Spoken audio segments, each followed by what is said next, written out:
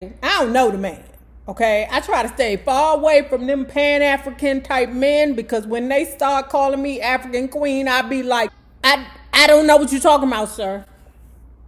I'm not saying that I'm not African American. I'm not saying it, but sometimes them Pan-African dudes be very aggressive, and you know us Libras, we don't like that aggression.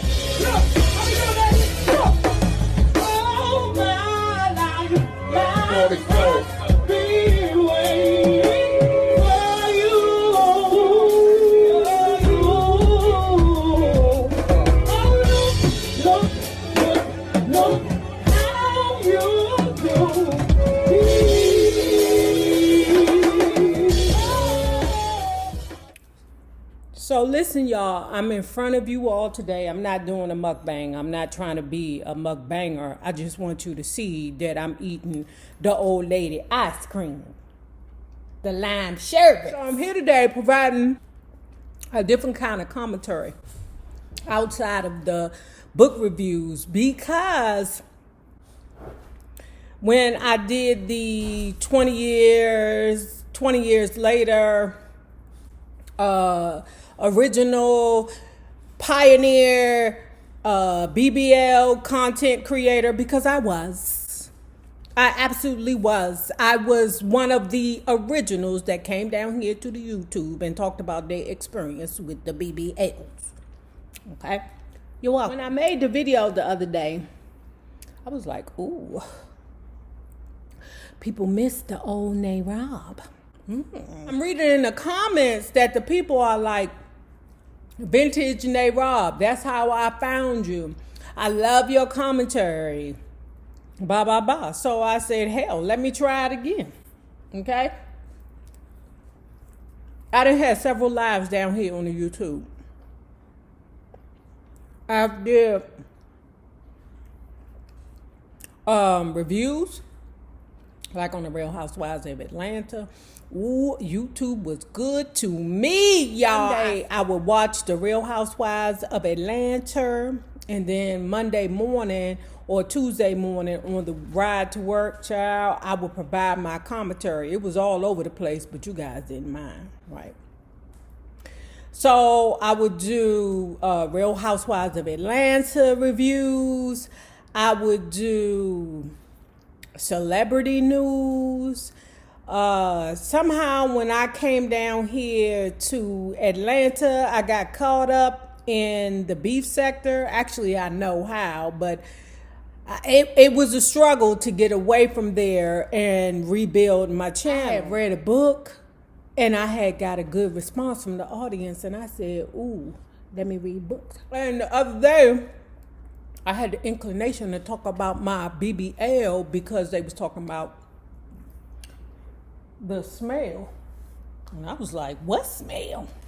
So I had made a video about it, and I seen y'all in the comments saying, Nay, we missed the commentary, so here we are. I'm here. Y'all know me.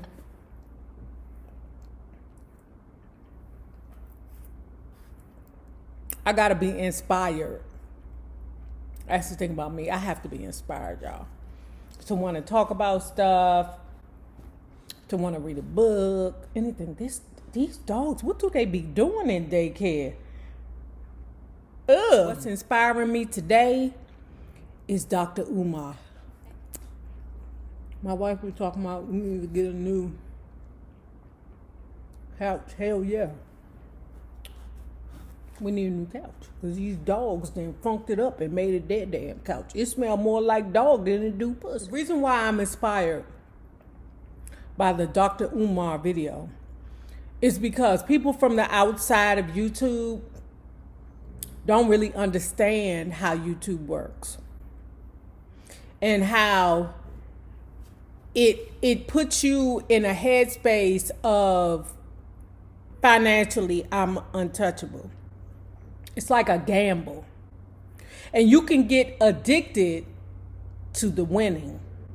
Okay? Actually, I'm going to say YouTube is gambling. That's what it is. Because each month, you're gambling that you're going to be able to pay your bills off that YouTube bullshit. The reason why I call it BS is because I've had my very highs with YouTube.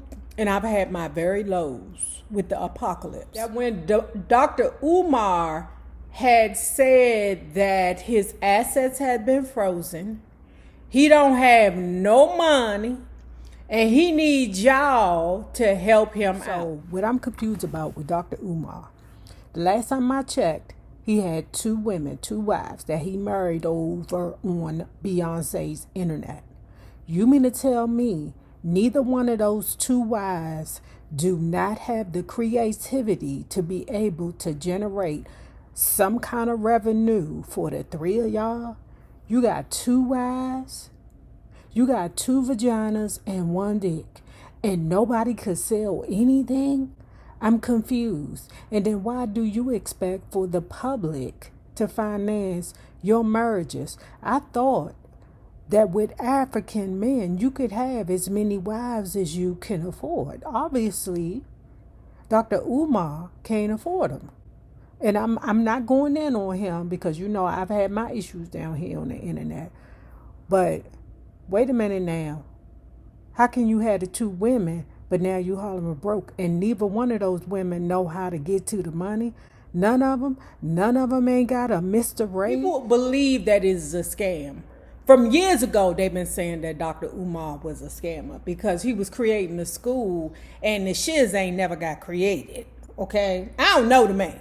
Okay? I try to stay far away from them Pan-African type men because when they start calling me African queen, I be like, I don't know what you're talking about, sir. I'm not saying that I'm not African American. I'm not saying it, but sometimes them Pan-African dudes be very aggressive, and you know us Libras, we don't like that aggression. They always trying to tear you down because you ain't read the same African American or African history book, African American history book, or African history book that he read, you know. Oh, did you know that in Uganda the river flows to the left? Do you know why it doesn't flow to the left? No, sir. That's because you don't know your roots, sister. Well, I guess I don't. When he asked people to PayPal him and not send him checks and money orders, I was like, what the fuck? Checks and money orders? Who the hell in 2025 is writing checks and money orders except for the old people? Dr. Umar, are you taking all the old people's money? Umar, are you targeting a certain demographic? Huh? Because Keisha don't have a bank account. So, and she ain't got no debit card. The only card she got is the green dot card, as you get from the CVS.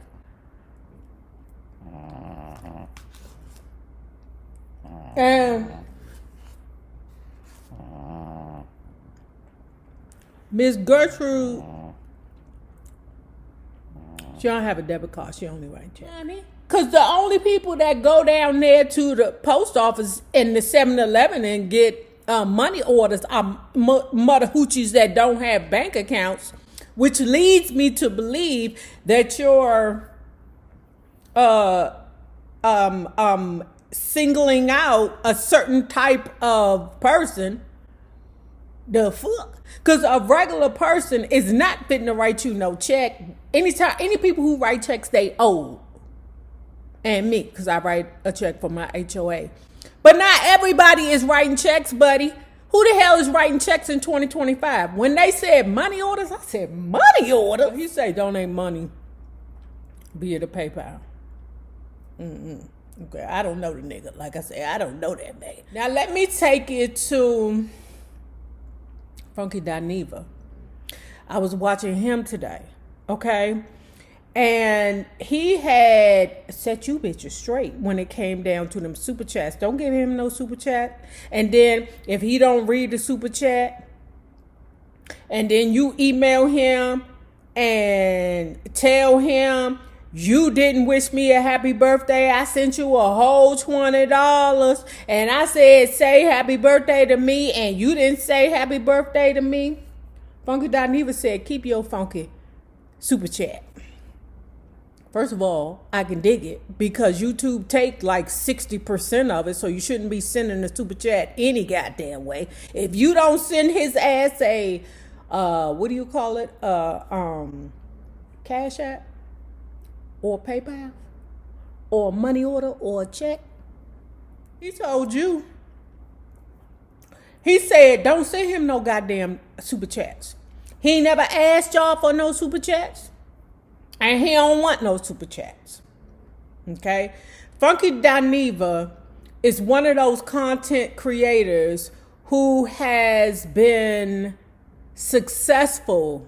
Like, now that is the pioneer of reviews. Because I found Funky Dineva with Scandal. Remember that show with Olivia Pope and she was doing the booty to that white man in the White House closet? Funky Dineva is in a good place. He has successfully been able to maintain his numbers. But like I said, YouTube is a gamble. Each month, you're gambling that YouTube apocalypse won't happen again. Remember that when that thing happened? What year was that? I think it was the end of 2016. I ain't even trying to make fun of it. That shit was serious. Well, y'all gotta tell me. I don't know how. What's his name? Dr. Umar gets his money. Is it purely off of donations and the hope and wish and dream of a school to form? Is it from YouTube commentary? Because I don't know if he has a YouTube channel. I really don't know how he get his message to the masses. I know that he has been on different shows. Do he get paid for these shows? I don't know. But I would suppose that he would have some kind of network of his own to bring in money. I don't know. Dr. Umar, they wear his ass out. Probably because they think he's a scammer. Funky Dineva does not have that connotation about him. But Dr. Umar, Mother Hoochie was like, take your funky ass to work. Gives you this sense of financial power. That's not really true. It's not real. Which takes it to me. Me and my wife had went through it one year. You hear me? Girl, when I say we went through it, baby, it was so bad that I was down here asking the people to help me get the fuck away from this beach. Well, she was a bitch at the time. She just sort of a bitch today. But then I was begging everybody, the Lord, please help me get away from this bitch. I got a GoFundMe. You people put money in that GoFundMe, and that's still sitting right there. Just in case. After that, what happened was it gave me a wake-up call. Bitch, you better get a job. Because like I said, that YouTube stuff is a gamble. You gambling every month that check is going to be able to pay the certain amount of bills. When you rely on content for income, your intellectual property, baby, we don't know how that thing going to be next month. You could this is why you could piss somebody off. And then it creates a ripple in the internet that destroys you, baby. Happens to celebrities every day. So,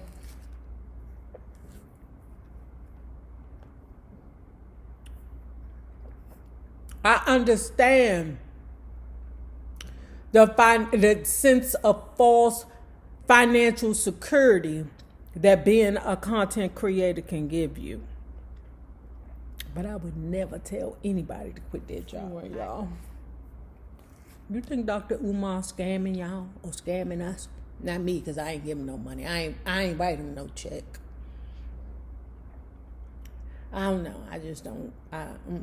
Anyway, y'all. Tell me how you feel about the situation. And did y'all see Funky Dineva cuss them ladies out because they were sending him super chats?